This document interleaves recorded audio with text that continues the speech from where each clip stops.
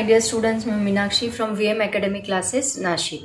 बच्चों, हम देख रहे हैं क्लास 12 का चैप्टर 13 एसी सर्किट्स और आज है उसका लेक्चर नंबर 5 जिसमें हम टॉपिक स्टडी करने वाले हैं एलसीआर इन सीरीज। मतलब अभी तक हमने सेपरेट स्टडी किया था AC circuit in inductance, AC circuit in capacitance, AC circuit in resistance. अभी तीनों को हम लोग सीरीज में कनेक्ट करके फिर एसी सर्किट क्या रहेगा वो स्टडी करने वाले हैं। तो स्टार्ट करते हैं एलसीआर इन सीरीज। तो बच्चों, एक बार हम AC circuit inductance, resistance and capacitance को रिवाइज कर लेते हैं। एसी सर्किट पहले हमने स्टडी किया था रेजिस्टेंस में, राइट। उसके बाद हमने देखा था इंडक्टेंस में क्या होता है एंड देन कैपेसिटेंस में क्या होता है। तो देखो, रेजिस्टेंस में हमने देखा E इज इक्वल टू क्या होता है, E0 sine omega T and current and ये करंट एंड EMF दोनों में फेज डिफरेंस क्या होता है, 0 होता है, दोनों भी सेम होते हैं। I0 साइन ओमेगा टी, ये जो I0 है यहाँ पे कितना होता है, that is divide by R। मतलब इस सर्किट में अपोज करने वाला फैक्टर कौन है, ये रेजिस्टेंस है। सिमिलरली हमने इंडक्टेंस में देखा था E इज इक्वल टू होता है E0 sine omega t, but I is equal to होता है I0 sine omega t minus pi by two से ये पीछे होता है करंट, और यहाँ पे I0 जो फैक्टर है वो कितना होता है, that is equal to E divide by omega L. तो यहाँ इस ओमेगा एल को इंडक्टिव रिएक्टेंस कहते हैं, जो कि हम XL के से डिनोट करते हैं, that is equal to omega L. इसी को हम लोग बोलते हैं 2 पाई एन इंटू एल, या फिर यहाँ एन की जगह पे एफ लेते हैं। कैपेसिटेंस में हमने स्टडी किया E is equal to E0 sine omega t होता है, I0 sine omega t plus pi by two होता है, ओके। एंड यहाँ पे I0 इज इक्वल टू होता है E divide by 1 upon omega C. तो यहाँ XC नाम का फैक्टर है जिसको हम बोलते हैं 1 डिवाइड बाय ओमेगा सी, जिसको हम डिनोट करते हैं 1 divide by 2 pi F C. तो ऐसे तीनों सर्किट्स हमने स्टडी किए थे। यहाँ तीनों भी सर्किट्स आपको पता होनी चाहिए। यहाँ करंट जो है वो माइनस पाई बाय 2 से लैग कर रहा है और EMF लीड कर रहा है, बट यहाँ पे करंट लीड कर रहा है, EMF लैग कर रहा है। तो ये सभी चीज़ें आपको यहाँ पे पता होनी चाहिए, तभी आपको LCR सर्किट समझ में आएगा। तो अगर आपने ये लेक्चर्स नहीं देखे हैं तो ज़रूर ये लेक्चर देखें, वहाँ पे मैंने बहुत डिटेल में एक्सप्लेन किया है, उनका फेजर डायग्राम, उनका वेव डायग्राम सभी एक्सप्लेन किया है। तो आज स्टार्ट करते हैं हम लोग LCR। मतलब अभी हम लोग ये तीनों को सीरीज में कनेक्ट करेंगे एंड देन उसको AC सर्किट कनेक्ट करेंगे एंड देन देखेंगे कि क्या होता है एग्जैक्टली उसमें, उसका रिजल्टेंट EMF निकालने की कोशिश करेंगे। तो देखो बच्चों, LCR सर्किट में हम लोगों ने यहाँ इंडक्टर, उसके पास मैंने कैपेसिटर एंड देन रेजिस्टर, तीनों को सीरीज में कनेक्ट किया है एंड उसको हमने एक AC सर्किट कनेक्ट किया है। तो अभी यहाँ पे हमें पता है कि जब कोई सर्किट में हम लोग कंपोनेंट कनेक्ट करते हैं तो उनके अक्रॉस जो EMF है वो डिवाइड होता है, राइट ना। सो मान लो यहाँ पे टोटल EMF E है, तो ये EMF इसके अक्रॉस, सपोज कंसीडर करते हैं इसके अक्रॉस का EMF EL डिवाइड हुआ, इसके अक्रॉस जो EMF डिवाइड हुआ दैट इज EC डिवाइड हुआ, एंड इसके अक्रॉस जो EMF डिवाइड हुआ दैट इज ER डिवाइड हुआ। तो ये EMF यहाँ पे डिस्ट्रीब्यूट हुआ, तो यहाँ E इज इक्वल टू कितना होगा, that is equal to E0 sine omega t. इन EL, EC एंड ER को हम लोग RMS वोल्टेज भी कहते हैं। EL, EC and ER is called as RMS voltage across, किसके across, RMS voltage across inductor, symbol ही लिखती हूँ, इंडक्टर, कैपेसिटर एंड रेजिस्टर, तीनों के अक्रॉस के RMS वोल्टेज है, ऐसे भी हम लोग बोल सकते हैं। इन तीनों में वोल्टेज डिवाइड हुआ है, लेकिन इनसे पास होने वाला जो करंट है जो यहाँ से पास हो रहा है कुछ इस प्रकार, वो करंट यहाँ पे सेम रहेगा, that is equal to I0 sine omega t. तो करंट यहाँ पे सेम रहेगा क्योंकि सीरीज में करंट सेम होता है, बस वोल्टेज वहाँ पे डिवाइड होता है, उनसे पास होने वाला जो करंट है वो सेम है। बच्चों अब देखो, अब इनका फेज डायग्राम हम पहले निकालते हैं, उसके बाद हम आगे का जो डेरिवेशन है वो मैं बताऊंगी। पहले आपको फेज डायग्राम इसका समझना बहुत ही इम्पोर्टेंट है। तो देखो, फेज डायग्राम में हमने स्टडी किया था, हमने देखा था कि आई एंड करंट ये दोनों क्या होते हैं, इन फेज होते हैं।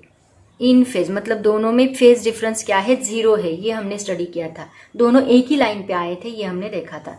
तो अभी यहाँ पे हम एक्स एक्सिस ड्रॉ करेंगे। मान लो एक्स एक्सिस पे हमने ई आर दिखाया, राइट, मतलब EMF अक्रॉस रेजिस्टर। अगर ये ई आर यहाँ पे है तो यहाँ का जो करंट रहेगा वो इसके डायरेक्शन में ही रहेगा, क्योंकि दोनों का वेक्टर हमने देखा था फेज डायग्राम में, दोनों का वेक्टर सेम था। उसके बाद हमने देखा था कि जो इंडक्टर होता है मतलब EL एंड I, इन दोनों में फेज डिफरेंस कितना था, π/2 का था। लेकिन EL जो है वो π/2 से, ये ER से I से क्या था, पीछे, सॉरी, करंट यहाँ पे लैग कर रहा था। कितना लैग कर रहा था, दैट इज π/2। इसका मतलब करंट पीछे था और उससे 90 डिग्री आगे कौन था, EMF था। ये हमने स्टडी किया है। हमने फॉर्मूला क्या देखा है, आपको याद होगा, E = E0 sin ωt, right, and I = क्या था, I0 sin ωt माइनस π/2। मतलब ये करंट π/2 से पीछे मतलब यहाँ EMF रहेगा किसका, EL का, क्योंकि ये एंगल कितना है, 90। ये 90 डिग्री आगे रहेगा, ये लीड कर रहा है ना, तो ये 90 डिग्री आगे रहेगा, तो हम यहाँ देंगे EL। ओके, फेज डायग्राम बहुत इंपॉर्टेंट है इसका। उसके बाद कैपेसिटेंस में क्या हुआ था, ये EC, ये IC, इसमें प्लस π/2 का डिफरेंस है। मतलब करंट जो है वो लीड कर रहा है, बट EC क्या है, वो पीछे है। तो यहाँ EC हम पीछे दिखाएंगे, कितना पीछे दिखाएंगे, π/2 से पीछे दिखाएंगे। तो यहाँ पे हम लोग दिखाएंगे EC। ओके, देखो ये π/2 से, I के π/2 से आगे कौन है, इंडक्टेंस का EMF, एंड ये π/2 से पीछे कौन है, कैपेसिटेंस का EMF। ओके, अब देखो, अब यहाँ पे पहली केस आपको समझनी है कि EL जो है that is greater then EC होता है। जो EL है वो EC से बड़ा है। मतलब देखो, क्योंकि ये 3 वेक्टर आपको मिल रहे, EL, ER, EC, इन तीनों का अगर मुझे रिजल्टेंट निकालना है तो वो रिजल्टेंट निकालने के लिए तीनों का एक ही वेक्टर आएगा, रिजल्टेंट वेक्टर। क्योंकि देखो, किसी चीज के ऊपर हम 3 साइड से फोर्स लगा रहे तो वो सिर्फ कोई तो भी एक ही साइड में जाएगी। वो जो चीज है वो कोई तो भी एक ही साइड में, मान लो ये मार्कर है, इसके ऊपर मैं यहाँ से भी फोर्स लगा रही हूँ, यहाँ से भी फोर्स लगा रही हूँ, यहाँ से भी फोर्स लगा रही हूँ, तो वो मार्कर किसी एक साइड में जाएगा जहां पे फोर्स, रिजल्टेंट फोर्स हमें मिलेगा। तो इसी तरह इन तीनों वेक्टर का हमें रिजल्टेंट फोर्स एक ही मिलेगा। तो सबसे पहले हम क्या करते हैं, इस EC का एंड EL का, दोनों में एंगल कितना है, 180 डिग्री का एंगल है, तो इन दोनों का रिजल्टेंट फोर्स हम निकालते हैं। देन बचा हुआ 2 जो वेक्टर्स है उनका हम रिजल्टेंट फोर्स निकालेंगे, क्योंकि ये 3 वेक्टर्स है ना, तो तीनों का रिजल्टेंट निकालें तो पहले हम किसी 2 का निकाल लेते हैं, उसके बाद तीसरे का निकालेंगे। तो अभी पहले हम इन दोनों का निकाल लेते हैं। तो इन दोनों की केस में जो ये EL है ये ग्रेटर है EC से, क्योंकि हमने देखा कि करंट से पीछे है EC, लेकिन EL जो है वो करंट से भी आगे है π/2। इसका मतलब यहाँ EL बड़ा है, EC छोटा है। तो अगर हम दोनों डायरेक्शन से फोर्स लगा रहे हैं, मतलब मान लो यहाँ से भी फोर्स लगा रहे हैं, यहाँ से भी फोर्स लगा रहे हैं, तो ये EL है एंड ये EC है। EC छोटा है तो ऑब्वियसली बॉडी कहाँ पे जाएगी, EL की तरफ जाएगी। इसका मतलब जो फोर्स लगेगा वो कहाँ पे लगेगा, ऊपर की डायरेक्शन में लगेगा। तो रिजल्टेंट फोर्स, इन दोनों का रिजल्टेंट फोर्स हम सोच रहे हैं वो कहाँ पे लगेगा, ऊपर। तो ऊपर की डायरेक्शन में कौन सा फोर्स लगेगा, EL माइनस EC, जितना फोर्स लगेगा, बराबर। क्योंकि ये टोटल मान लो यहाँ पे 20 न्यूटन का फोर्स है, नीचे 10 न्यूटन का है, तो रिजल्टेंट फोर्स कितना रहेगा, 20 में से ये पीछे का 10 चला गया तो 10 न्यूटन का फोर्स आगे की डायरेक्शन में लगेगा। ऐसे हम लोग निकालेंगे, ये बना EL माइनस EC। अब इन दोनों का रिजल्टेंट वेक्टर हम लोग निकालेंगे। तो इन दोनों का जो रिजल्टेंट वेक्टर है वो कहीं तो भी आपको यहाँ पे मिलेगा। मान लो यहाँ पे मुझे वो रिजल्टेंट वेक्टर मिला E, कितने एंगल पे मिला, दोनों से फाई जितने एंगल पे मिला। तो इसको हम मान लो, इसको यहाँ पे E नाम देते हैं, इसको P पॉइंट देते हैं। तो मान लो ये क्या है, आपका रिजल्टेंट वेक्टर। तो देखो अभी हमें निकालना है ये E कितना है, ये हमें निकालना है। तो आपको पता होगा जो रिजल्टेंट वेक्टर होता है वो कितना होता है। मान लो ये जो वेक्टर है मैंने यहाँ पे लगा दिया कुछ इस प्रकार ऐसे, तो ये एक वेक्टर बन गया, ये एक वेक्टर बन गया, इन दोनों का रिजल्टेंट क्या है, ये तीसरा वेक्टर है। तो हमने 11th में एक फॉर्मूला लर्न किया था, या फिर ऐसे भी पाइथागोरस थ्योरम से आप लोग ये देख सकते हैं, ये कितना है EL माइनस EC, ये कितना है ER। तो इन दोनों की एडिशन जितना आपको क्या मिल रहा है, दोनों की एडिशन का स्क्वायर करेंगे तो हमें इसका स्क्वायर मिलेगा, थर्ड हाइपोटेन्यूज का स्क्वायर। वैसे उसी तरह पाइथागोरस थ्योरम यूज करके भी कर सकते हैं, या फिर अगर दो वेक्टर है, मैंने आपको स्पाइडरमैन का एग्जांपल दिया था, याद होगा, ये एक वेक्टर मान लो यहाँ पे फैन है, इस फैन की तरफ हमें जाना है, तो अगर हम नॉर्मल ह्यूमन बीइंग तो ऐसे चलते चलते यहाँ तक जाएंगे, मतलब ये एक वेक्टर बनेगा, ये एक वेक्टर बनेगा, लेकिन अगर स्पाइडरमैन है तो वो डायरेक्टली ऐसे जाएगा। दोनों का रिजल्ट क्या है, यहाँ पे सेम है। तो इन दोनों का रिजल्ट, इन दोनों की एडिशन के स्क्वायर जितना होता है, तो उसका रिजल्टेंट वेक्टर हम लोग कैसे निकालते हैं, वो निकालने का फॉर्मूला क्या है वो मैं आपको बताती हूँ। इसको आप लोग पहले नोट डाउन कर लो, इसको मैं रफ करने जा रही हूँ क्योंकि हमें थोड़ा सा बोर्ड बड़ा लगेगा। तो देखो इन दोनों का रिजल्टेंट वेक्टर कौन है, E। तो हम यहाँ पे लिखेंगे E square is equal to क्या है, दिस ER स्क्वायर प्लस ये EL माइनस EC का स्क्वायर, मतलब ये साइड का स्क्वायर, इन दोनों के स्क्वायर की एडिशन जितना ही रहेगा उतना ही रहता है, क्योंकि दोनों से हमें क्या मिल रहा है, सेम रिजल्टेंट मिल रहा है। अब देखो हमने फॉर्मूलेज लर्न किए थे, ये थोड़ा छोटा करती हूँ मैं, that is EC। Formulas learn किए थे क्या, इसके पहले के 3 लेक्चर्स में हमने देखा था कि जो I होता है, I0 is equal to E divide by R था, राइट, मतलब यहाँ ER ले लो, ER डिवाइड बाई R था। Then I0 is equal to क्या था, EL डिवाइड बाई XL था, and I0 is equal to क्या था, EC डिवाइड बाई XC था, राइट। ये 3 फॉर्मूले हमने देखे। इसका मतलब ER इज इक्वल टू क्या होता है, I into R, EL is equal to क्या होता है, XL इंटू I0 यहाँ पे, and EC is equal to क्या होता है, XC इंटू I0।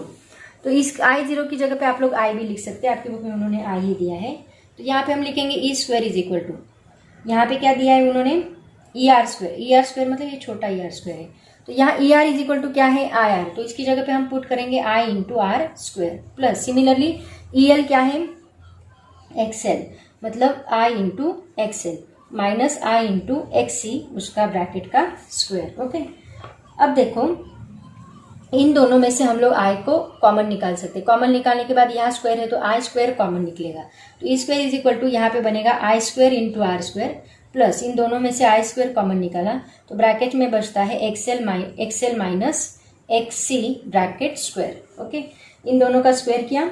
अब देखो अगर मुझे सिर्फ E चाहिए, सॉरी यहाँ पे दिख नहीं रहा क्या, यहाँ पे मुझे बस E चाहिए, E स्क्वायर नहीं चाहिए, तो हम क्या करेंगे, दोनों साइड में स्क्वायर रूट लेंगे, तो E इज इक्वल टू क्या बनेगा, स्क्वायर रूट ऑफ, ये होल ब्रैकेट के, ये होल स्क्वायर रूट के अंदर आएगा, तो यहाँ I स्क्वायर कॉमन निकाल लो, I स्क्वायर ब्रैकेट में क्या बचेगा, R square plus XL minus XC bracket square. Okay, अब देखो ये I का स्क्वायर है और स्क्वायर रूट के बाहर आने के बाद वो I ही बनेगा, so I in under square root R square plus XL minus XC bracket square. Okay, तो ये जो फॉर्मूला हमें मिला है, ये हमें क्या मिला है, this is nothing but the resultant EMF बोलेंगे हम लोग इसको, या फिर हम इसको ऐसे भी बोलते हैं, this is called as net reactive EMF। इसको क्या बोला जाता है, नेट रिएक्टिव EMF भी बोला जाता है।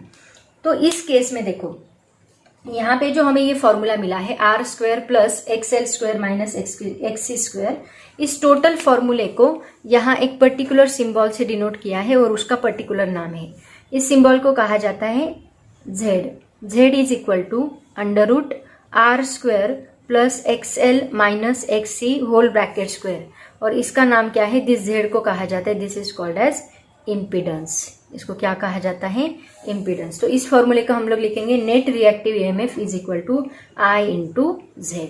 ये बहुत ही इंपॉर्टेंट फॉर्मूला है LCR सर्किट का। आया समझ में? तो बच्चों ये जो फैक्टर है इसमें देखो R भी आ रहा है, XL भी आ रहा है, XC भी आ रहा है, तो ये तीनों भी क्या है, ये है अपोजिशन ऑफ रेजिस्टेंस, ये है अपोजिशन ऑफ इंडक्टेंस एंड ये है अपोजिशन ऑफ कैपेसिटेंस, मतलब तीनों का इफेक्टिव कैपेसिटेंस हम लोग इसको बोल सकते हैं। So this factor is nothing but the effective opposition offered by, effective opposition offered by, किसने ऑफर्ड किया है? कैपेसिटर ने, रेजिस्टर ने एंड इंडक्टर ने, तीनों ने ऑफर्ड किया हुआ इफेक्टिव अपोजिशन है। आया समझ में? When connected in series. तो तीनों के तीनों किसको अपोज कर रहे हैं? Effective opposition to AC current, AC current को अपोज किया है, ऐसे भी हम लोग बोल सकते हैं। तो इसमें ये जो इम्पीडेंस है, ये इम्पीडेंस का एसआई यूनिट भी क्या रहेगा? SI unit of impedance is also, क्योंकि ये इफेक्टिव अपोजिशन है मतलब रेजिस्टेंस है, सो इसका एसआई यूनिट भी क्या रहेगा? ओहम ही रहेगा। तो बच्चों ये जो एलसीआर इन सीरीज है, ये जो टॉपिक है, ये बहुत ही ज़्यादा इंपॉर्टेंट है। इसके ऊपर बहुत सारे क्वेश्चंस पूछे जाते हैं, कॉम्पिटिटिव एग्जाम में भी क्वेश्चंस होते हैं और अपनी बोर्ड थ्योरी एग्जाम में भी इसके ऊपर बहुत सारे क्वेश्चंस होते हैं। तो इस टॉपिक को बहुत सीरियसली करो और अंडरस्टैंड करो, रटो मत, रटने से आपको आएगा नहीं। हर एक टॉपिक को अंडरस्टैंड करना बहुत जरूरी है, उससे बहुत ज़्यादा याद भी रहता है। टॉपिक अच्छे से समझ में आए तो आपको रटने की ज़रूरत नहीं पड़ती और कभी भी कुछ भी पूछो उस टॉपिक के बारे में आपको आता है। ठीक है बच्चों, उसके बाद देखो बहुत बार आपको इम्पीडेंस की डेफिनेशन भी पूछी जाती है एंड इट्स एसआई यूनिट भी पूछा जाता है। तो अभी हमने एक फॉर्मूला डिराइव किया, कौन सा? That E is equal to I into under root के अंदर जो भी रिएक्टेंस है, रेजिस्टेंस है, उनका स्क्वायर, उनकी एडिशन हमने ली थी, राइट ना? XL minus XC bracket square.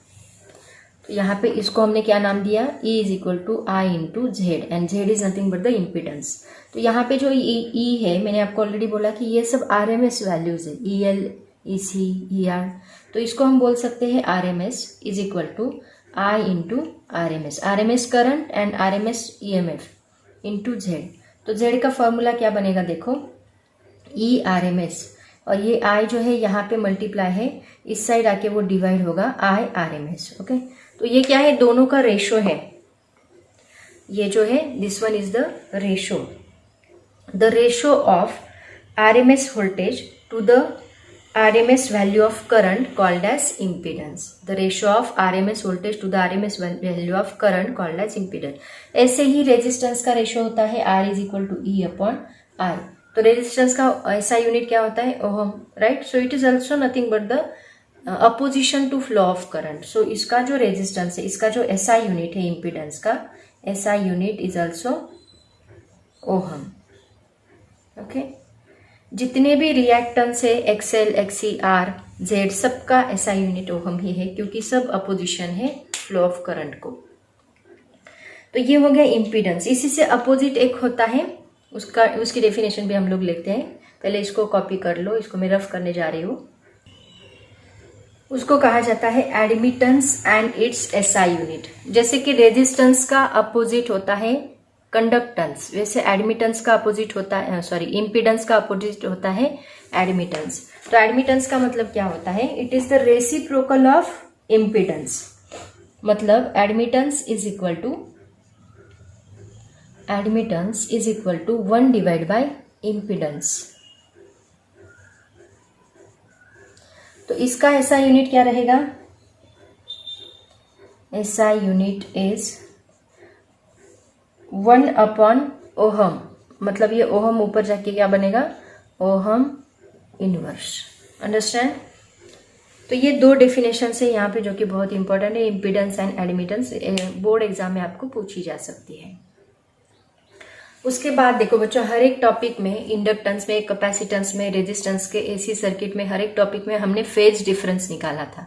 वैसे एलसीआर सीरीज सर्किट में भी फेज डिफरेंस होता है, वो हमें निकालना है। तो फेज डिफरेंस हमने यहाँ पे क्या लिया है? That is phi. तो हमें फाई निकालना है। तो सबसे पहले तो फेज डायग्राम देखो जो हमने निकाला।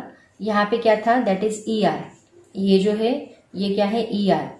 Then this one is the EL minus EC। यहाँ पे EL होता है, इसके अपोजिट साइड में होता है EC। दोनों का फेज डिफरेंस कितना है? 180 डिग्री।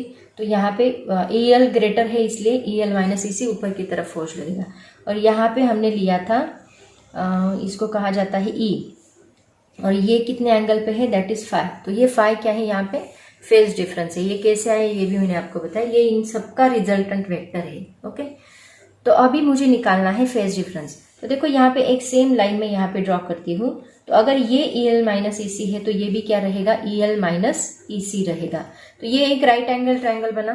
तो राइट एंगल ट्रायंगल में उसका यूज करके हम लोग tan फाई निकाल सकते हैं, क्योंकि opposite side divide by adjacent side हमें पता है। फाई की अपोजिट साइड क्या है, EL minus EC, adjacent side है ER।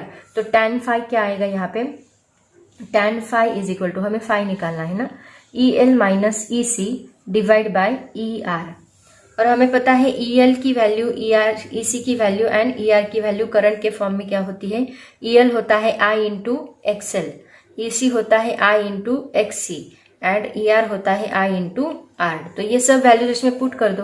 तो tan फाई क्या बनेगा, EL क्या है I into XL minus I into XC divide by I into R। तो इन सब में से I कॉमन निकल सकता है, कैंसिल हो सकता है। तो tan phi is equal to I in bracket XL minus XC divide by I into R। तो यहाँ I and I get cancel, दोनों I कैंसल होने के बाद हमें tan फाई का फॉर्मूला मिलता है, that is equal to XL minus XC divide by R। Okay, और अगर मुझे फाई चाहिए, बस फाई चाहिए, तो मैं फाई यहाँ पे रखूंगी, इस tan को इधर शिफ्ट करूंगी, tan inverse XL minus XC divide by R। Okay, तो ये जो है ये हमें मिला फेज डिफरेंस। तो फेज डिफरेंस भी निकालने के लिए बोला जा सकता है। अब इस फेज डिफरेंस की अलग अलग केसेस बन सकती है। देखो, मतलब मान लो कि XL is equal to XC है या XL is greater than XC है, तो हमें फाई क्या मिलेगा, XL is less than XC है तो हमें फाई क्या मिलेगा। तो इसकी अलग अलग केसेस भी हम लोग क्रॉस वेरीफाई कर लेते हैं। तब तक आप इसको कॉपी कर लो, मैं इसको रफ करने जा रही हूँ। इस फॉर्मूले के ऊपर से अलग अलग केसेस बन सकती है। तो देखो बच्चों, फेज डिफरेंस का फॉर्मूला हमने निकाला, phi is equal to tan inverse XL minus XC divide by R। तो सबसे पहली केस स्टडी करते हैं, केस 1।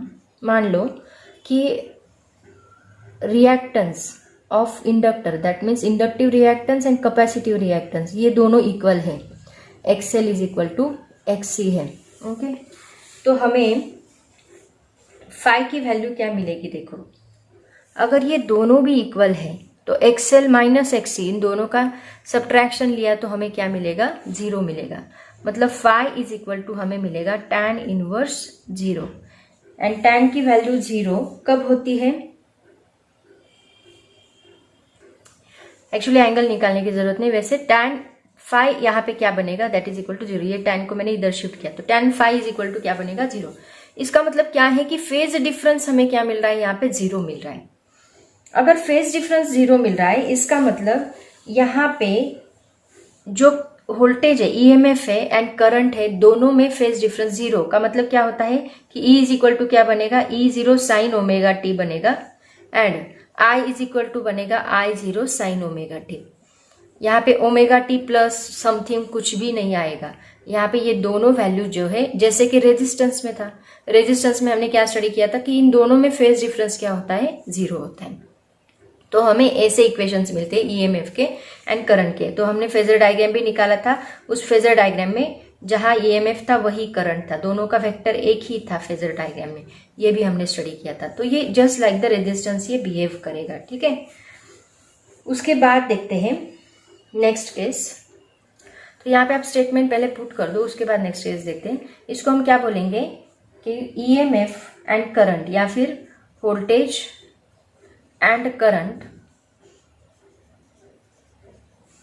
आर इन फेज, दोनों भी फेज में है, आर इन फेज। तो ये सर्किट जो है नॉन इंडक्टिव रहेगा, क्योंकि अभी तक हम देख रहे थे कि XL जो रिएक्टेंस है वो सबसे ज्यादा है किसका, इंडक्टेंस का। इसकी वजह से XL is greater than XC के लिए ये फॉर्मूला हमने डिराइव किया था। तो अगर ऐसा होता है, दोनों भी इन फेज में है, तो जो सर्किट है दस the AC circuit is non inductive.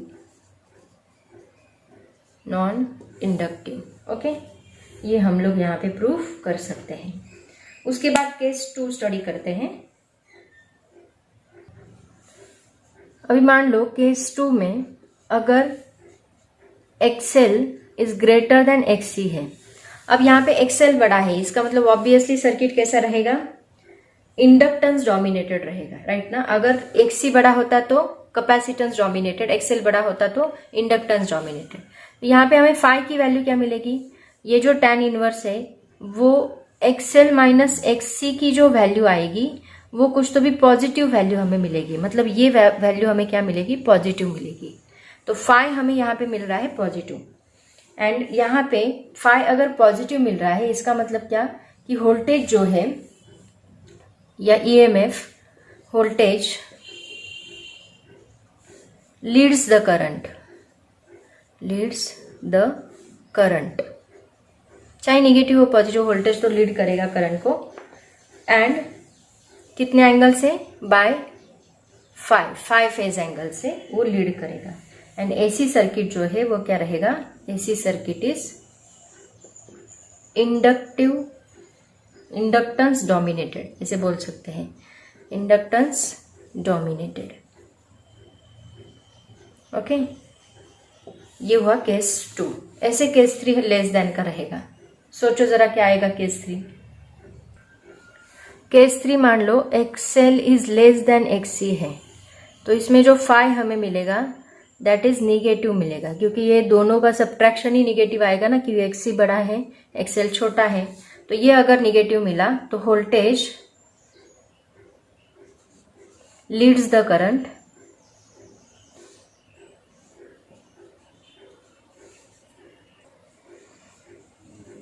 Bye 5, and यहाँ पे जो सर्किट हमें मिलेगा the AC circuit is capacitance dominated. Okay, इसे हम लोग बोल सकते हैं। तो ये थी 3 केसेस। उसके बाद देखो बच्चों, आपकी एक्सरसाइज में कुछ अलग अलग क्वेश्चंस पूछे हैं, उन्होंने एप्लीकेशन बेस्ड क्वेश्चन पूछे हैं। तो पहला क्वेश्चन देखो क्या है, सॉल्व करते हैं हम लोग 1 by 1। The total impedance of the circuit decreases when a capacitor is added in series with L and R, explain why. मतलब उन्होंने पूछा है कि जो टोटल इम्पीडेंस है वो डिक्रीज होता है अगर L and R को हमने कैपेसिटर के साथ सीरीज में कनेक्ट किया, तो ऐसा क्यों होता है। तो देखो हमारे पास इम्पीडेंस का फॉर्मूला क्या है, टोटल इम्पीडेंस का, टोटल इम्पीडेंस होता है, टोटल इम्पीडेंस मतलब Z of LCR। Total impedance का फॉर्मूला क्या है, √R² plus XL minus XC²। मान लो अभी मैंने इसमें से जो कैपेसिटर है वो निकाल दिया, ये कैपेसिटर के साथ का सर्किट है, राइट ना, उसका इम्पीडेंस है। अब मान लो मैंने जो C है वो निकाल दिया, अगर कैपेसिटर ही निकाल दिया तो ये XC का फैक्टर रहेगा ही नहीं। तो इन एब्सेंस ऑफ कैपेसिटर हमें क्या मिलेगा, Z ऑफ LR, सिर्फ इंडक्टर्स एंड रेजिस्टर का ही सर्किट मिलेगा, दैट इज इक्वल टू क्या मिलेगा, R² प्लस XL²। तो मुझे बताओ कौन सी वैल्यू बड़ी रहेगी। इसमें XL हमें पूरा मिल रहा है, बट इसमें XL XC माइनस होके मिल रहा है। मतलब मान लो कि XL 20 है एंड XC 10 है, तो अगर मैं यहाँ पे वैल्यू पुट करूंगी तो डायरेक्टली 20 पुट करूंगी, बट यहाँ पे क्या पुट करूंगी, 20 माइनस 10 मतलब 10 ही पुट करूंगी। तो कौन सी वैल्यू बड़ी रहेगी, ऑब्वियसली ये वैल्यू क्या रहेगी, बड़ी रहेगी। इसका मतलब क्या कि जब हमने C कैपेसिटर सीरीज में कनेक्ट किया तो इम्पीडेंस डिक्रीज होता है, और कैपेसिटर्स निकाल दिया तो इम्पीडेंस इंक्रीज होता है। आया समझ में, ऐसे हम लोग इसको प्रूव करेंगे। सो मान लो इसको नाम दिया इक्वेशन नंबर 1, इसको नाम दिया इक्वेशन नंबर 2। तो फ्रॉम इक्वेशन 1 and 2 हम क्या लिखेंगे, equation 1 and 2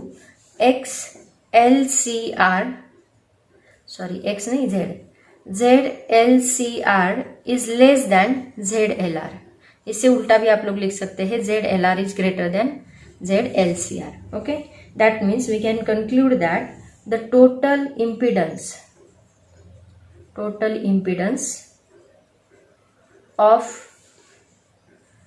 circuit decreases. Total impedance of circuit decreases when a capacitor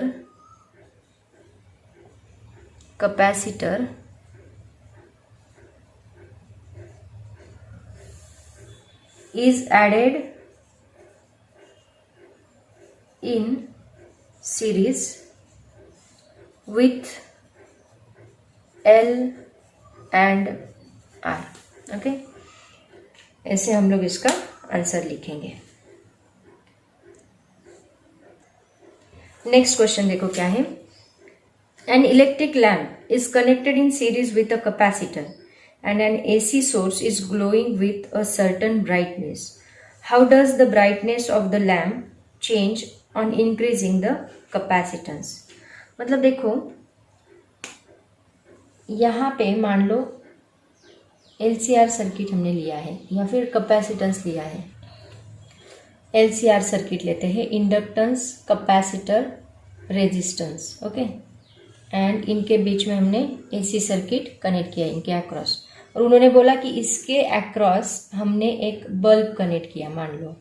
ठीक है, इसके अक्रॉस एक बल्ब कनेक्ट किया. Electric lamp is connected in series with the capacitor. Okay, series में बोला है ना, तो यहाँ पे हम लोग इसको सीरीज में कनेक्ट करेंगे. एक मिनट. यहाँ पे मान लो इसके सीरीज में एक इलेक्ट्रिक लैम्प कनेक्ट किया. ओके, तो ये इलेक्ट्रिक लैम्प कनेक्ट करने के बाद क्या होगा देखो. अब यहाँ पे जो XC का फॉर्मूला है रिएक्टेंस का, दैट इज इक्वल टू क्या है, 1/ωc. अब अगर हमने कैपेसिटेंस इंक्रीज किया तो XC जो है वो डिक्रीज होगा. राइट, कैपेसिटेंस इंक्रीज किया तो XC क्या है, डिक्रीज होगा, क्योंकि ये डिवाइड बाय है ना. एंड कैपेसिटेंस डिक्रीज किया तो XC इंक्रीज होगा. Capacitance decreases then XC increases. Okay, तो इस केस में क्या होगा देखो, when capacitance is increased, capacitive reactance XC decreases, right? Hence impedance of the circuit, that means Z is equal to R square plus XC square decreases. अगर ये capacitance increase किया तो XC डिक्रीज हो रहा है, इसका मतलब जो उसका इम्पीडेंस है उसका फॉर्मूला क्या है, R square plus XC square, ये भी क्या होगा, डिक्रीज होगा. This is also decreases. किस केस में, इस केस में. अगर हमने कैपेसिटेंस इंक्रीज किया देन XC डिक्रीज होगा, उसकी वजह से Z भी क्या होगा, डिक्रीज होगा. इन टर्न उससे क्या होगा, देयरफॉर करंट, अगर ये क्या है, दिस इज द अपोजिशन. अगर ये डिक्रीज हो रहा है तो ऑब्वियसली करंट क्या होगा, देन करंट इंक्रीजेस. आया समझ में, वही उन्होंने पूछा है. Current increases, that means I is equal to V divide by Z है ना. यहाँ Z क्या है, इम्पीडेंस है, तो यहाँ पे ये जो करंट है वो क्या होगा, Z डिक्रीज होने की वजह से करंट इंक्रीज होगा. तो करंट इंक्रीज होगा, इसका मतलब उसका जो ब्राइटनेस है इस बल्ब का वो भी क्या होगा, इंक्रीज होगा. ऑब्वियसली वो डिपेंड करता है करंट के ऊपर, इसीलिए brightness of bulb also increases. Brightness of bulb या फिर लैम्प इंक्रीजेस. समझ में आया. देखो यहाँ XC is equal to 1/ωc है. कैपेसिटेंस हमने इंक्रीज किया है, उसकी वजह से उन्होंने इंक्रीजिंग कैपेसिटेंस के लिए ही पूछा है. कैपेसिटेंस इंक्रीज किया है, उसकी वजह से XC डिक्रीज हो रहा है. XC डिक्रीज हो रहा है, उसकी वजह से इम्पीडेंस भी डिक्रीज हो रहा है. इम्पीडेंस डिक्रीज हो रहा है, उसकी वजह से करंट इंक्रीज हो रहा है. एंड करंट इंक्रीज होने की वजह से बल्ब का ब्राइटनेस इंक्रीज हो रहा है. ऐसे आप लोग इसका आंसर लिखोगे. आया समझ में. तो बच्चों इससे रिलेटेड जो भी थ्योरेटिकल क्वेश्चंस थे वो सभी मैंने कवर किए हैं. अब हम लोग थोड़े बहुत इससे रिलेटेड न्यूमेरिकल देखते हैं एंड देन ये टॉपिक खत्म होगा. तो बच्चों सबसे पहला न्यूमेरिकल देखो क्या है. A capacitor of 100 microfarad and a coil of resistance 50 ohm and an inductance 0.5 Henry are connected in series with 110 volt 250 Hz source. Calculate the RMS value of current in the circuit. देखो RMS निकालना है हमें, तो सबसे पहले जो जो दिया है उसको लिख लेते हैं। देखो क्या क्या दिया है। कैपेसिटेंस दिया है given C is equal to 100 microfarad. Microfarad की वैल्यू कन्वर्ट करो 100 इंटू 10⁻⁻6 फैरेड। देन रेजिस्टेंस दिया है R 50 ओहम। उसके बाद इंडक्टेंस दिया है 0.5 हेनरी। एंड हमें क्या बोला है, connected in series with the 110 volt and 50 hertz, मतलब RMS भी देके रखा है। वो RMS दिया है 110 वोल्ट और F उसकी फ्रीक्वेंसी कितनी दी है 50 हर्ट्ज। ठीक है, और हमें निकालना है RMS करंट। तो RMS करंट का फॉर्मूला देखो क्या है, IRMS इज इक्वल टू क्या होता है, RMS divide by Z। Already ये फॉर्मूला हमने स्टडी किया। तो यहाँ पे RMS एंड Z अगर आपको पता होगा, RMS तो आपको पता है लेकिन Z हमें निकालना है। और Z निकालने के लिए हमें क्या क्या लगेगा, Z निकालने के लिए हमें लगेगा I, देन R² प्लस, नहीं Z निकालने के लिए I की जरूरत नहीं है, XL minus XC²। Okay, E का फॉर्मूला है ना वो। तो Z इज इक्वल टू ये चाहिए हमें। R तो हमें पता है लेकिन XL XC पता नहीं, तो पहले XL XC निकाल लेते हैं। तो XC का फॉर्मूला क्या है, XC इज इक्वल टू होता है 1/2 पाई FC। तो XC is equal to 1/2 into 3.14 into F कितना है, that is 50 into C capacitance दिया है क्या 100 माइक्रोफैरेड, मतलब ये कितना आएगा 100 और ये 10⁻2 - 6 मतलब 10⁻⁻4 आएगा। और इसको कैलकुलेट करते जाओ तो इसमें सिंपल कैलकुलेशन हो सकता है। देखो 50 इंटू 2 कितना बनेगा 100 इंटू 3.14 इंटू 10⁻⁻4, तो ये 10⁻⁻4 10⁻2 ये क्या बनेगा 1 डिवाइड बाय 3.14 इंटू ये 10⁻2 एंड -4 मतलब 10⁻2 बनेगा। तो ये बनेगा, ये 10⁻2 ऊपर जाके बनेगा 100 डिवाइड बाय 3.14। तो आप लोग इसको लॉग टेबल का यूज करके निकालो या फिर ऐसे ही निकाला तो भी चलेगा। इसका आंसर हमें मिलता है 31.83 ओहम। ये हमें क्या मिला XL। ऐसे ही हम लोग निकालेंगे XC। पहले XC एंड XL निकाल लेते हैं, दैट इज 2 पाई FL। तो 2 pi 2 into 3.14 into 50 into L that is 0.5। इन सब का मल्टीप्लीकेशन करना है simply, that is equal to 157.1 ohm. ये हमें क्या मिला XC। अब इन सब की वैल्यू हम लोग किसमें पुट करेंगे, इम्पीडेंस के फॉर्मूले में। इम्पीडेंस का फॉर्मूला क्या है, Z इज इक्वल टू ये वाला √R² plus XL minus XC²। तो वैल्यू पुट कर दो, √R क्या है 50² प्लस XL कहाँ गया, दिस वन 31.83 माइनस ये 157.1 ब्रैकेट स्क्वायर। ठीक है, दिख रहा है। तो यहाँ पे क्या बनेगा देखो दोनों का, दैट इज इक्वल टू ये 100 प्लस इन दोनों का सब्ट्रैक्शन। एक मिनट, हमें XL माइनस XC चाहिए ना, कुछ गलत हुआ क्या।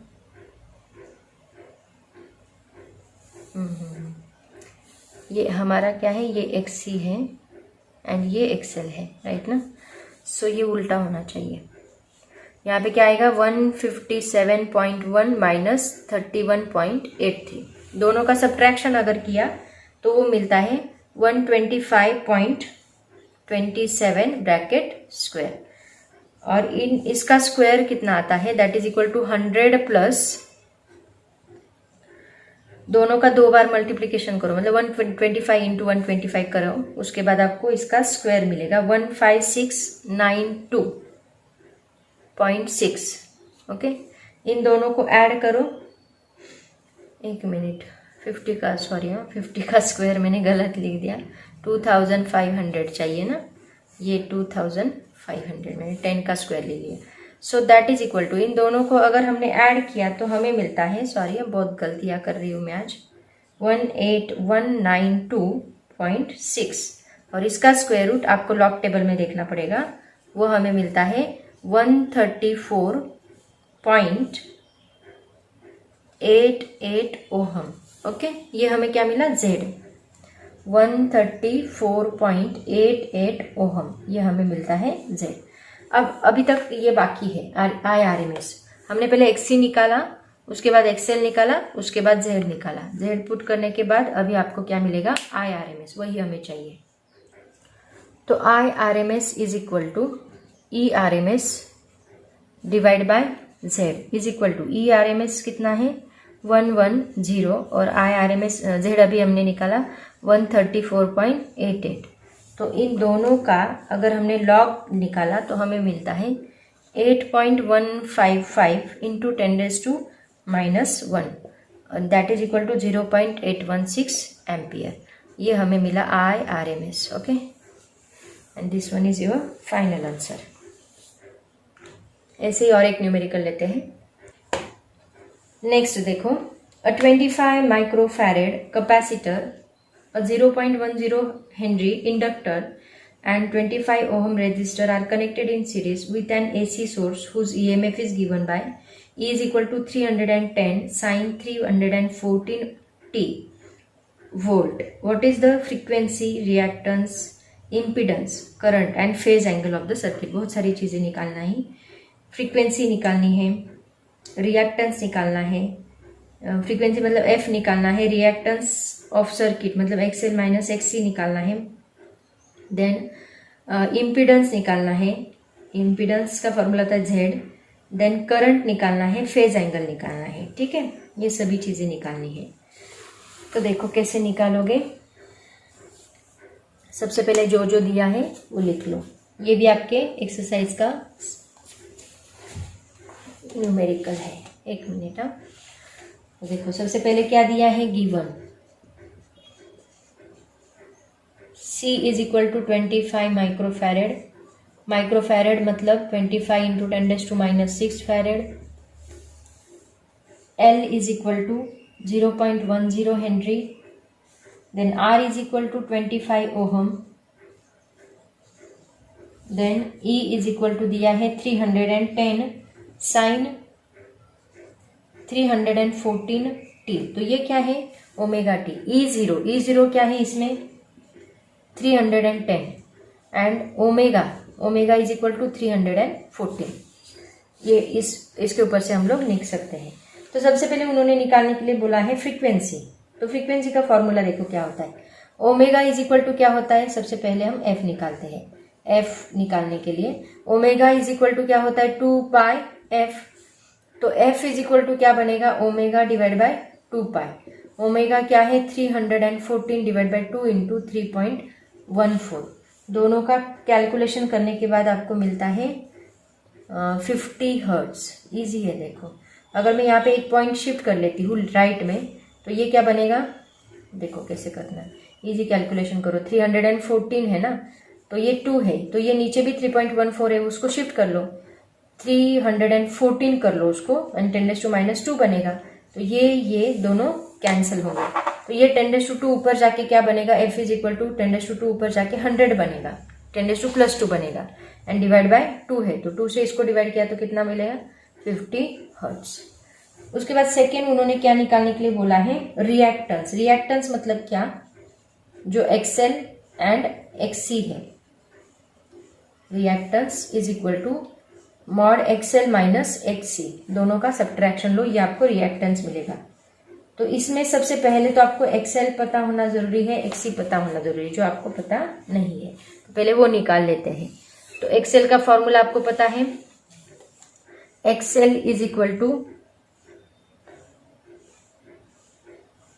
एक minute, 2 pi F into L, but यहाँ 2 पाई F ओमेगा हमें डायरेक्टली दिया है, देखो है ना, तो हम इसको ऐसे भी लिख सकते हैं omega into L। So X L is equal to omega की वैल्यू क्या है 314 एंड एल की वैल्यू है 0.1।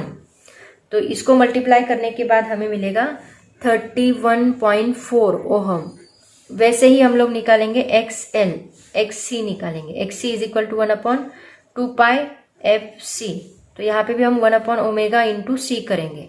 तो ओमेगा पता है 1/314 इंटू सी कितना है 25 इंटू 10⁻⁻⁶।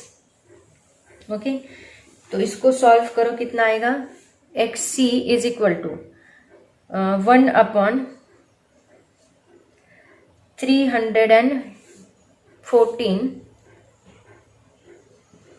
इंटू 25, ये 10⁻⁻⁶ ऊपर जाके +6 बनेगा। ओके, तो इन दोनों को मल्टीप्लाई करो, क्या आंसर आएगा देखो।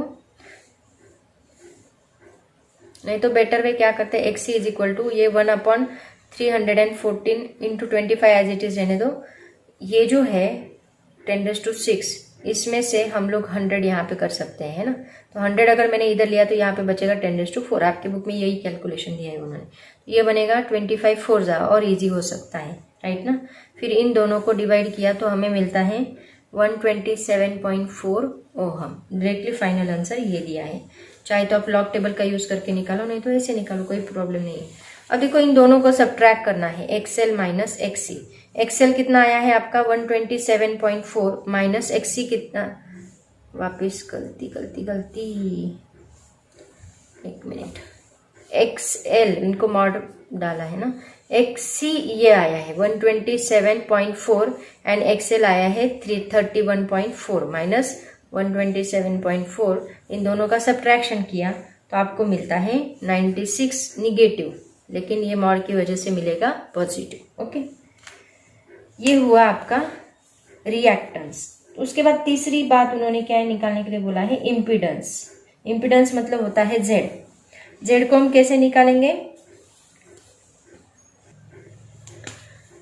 Third impedance Z is equal to √r² plus XL minus XC square. थोड़ा फास्ट ले रही हो, कैलकुलेशन का पार्ट उतना कवर करो। आर दिया है, आर कितना दिया है 25 का स्क्वायर इंटू ये अभी निकाला कितना 96 का स्क्वायर। इन दोनों का कैलकुलेशन आप लोग करोगे, मैं डायरेक्टली आपको आंसर बता रही हूँ 99.2 ओहम। ठीक है, कैलकुलेशन करो प्लीज, लॉग टेबल का यूज बढ़ाओ। तो अभी इसको पहले कॉपी कर लो, आगे की वैल्यूज निकालनी है। उसके बाद देखो बच्चों, उन्होंने करंट निकालने के लिए बोला है। करंट मतलब क्या, IRMS हमें निकालना है। तो IRMS का फॉर्मूला है ERMS divide by Z, but यहाँ ERMS नहीं दिया है, E0 दिया है। तो इसको E0 के फॉर्म में लिखो। स्टार्टिंग में ही हमने एक डेरिवेशन लिया था 0.707 E0 डिवाइड बाय जेड। तो यहाँ पे हमें E0 की वैल्यू पता है, वो पुट कर दो। IRMS is equal to that is 310 into 0.707 divide by Z. अभी निकाला हमने 99.2। इसके लिए लॉग टेबल यूज करना पड़ेगा, तो इसका आंसर आता है 2.21 एम्पियर। तो ठीक है, दैट इज IRMS। अगर लॉग टेबल नहीं आता तो मेरे लॉग टेबल का सीरीज बनाया है, वो देखो, लॉग टेबल के वीडियोस कैसे कैलकुलेशन करना है। ये सभी कैलकुलेशन खुद ट्राई करो, जरूर आएगा। उसके बाद बोला है फेज एंगल निकालो। तो फेज एंगल का फॉर्मूला क्या है, लास्ट वाला, tan phi is equal to XL minus XC divide by R. XL minus XC कितना निकाला, that is 96 divide by R कितना है 25। दोनों को अगर हमने डिवाइड किया तो मिलता है tan phi is equal to 3.84। Okay, and phi is equal to tan inverse लेना पड़ेगा। tan इनवर्स का टेबल देखो लॉग टेबल में, उसमें एंगल कितना आता है, that is equal to 75 degree, 75.4 degree, ये आंसर आता है आपका। ठीक है, तो ये मिलेगा आपको फेज एंगल। आया समझ में। तो बच्चों सभी वैल्यूज जो है वो हमने फाइंड की है, जो आपके क्वेश्चन में पूछी थी, सभी वैल्यूज को हमने कैलकुलेट किया है। जहाँ जहाँ लॉग टेबल की ज़रूरत होगी वहाँ पे लॉग टेबल ज़रूर यूज़ करके देखो, इग्नोर मत करो, नहीं तो एग्ज़ाम में आपको फॉर्मूले तो आएंगे लेकिन वैल्यू पुट करके उसका कैलकुलेशन करते नहीं आएगा। तो बेटर रहेगा कि आप लोग कैलकुलेशन करने के लिए लॉग टेबल ज़रूर सीख लो। तो बच्चों ये था पूरा LCR circuit, LCR series circuit. बहुत ही इम्पोर्टेंट टॉपिक है, ज़रूर स्टडी करो, स्टेप बाय स्टेप करो, सब टॉपिक रिलेटेड टू दिस, सभी टॉपिक्स को अंडरस्टैंड करो, that is very important. Okay, तो आज हम यहीं पे रुकते हैं, पढ़ाई करते रहो। Thank you so much and bye bye.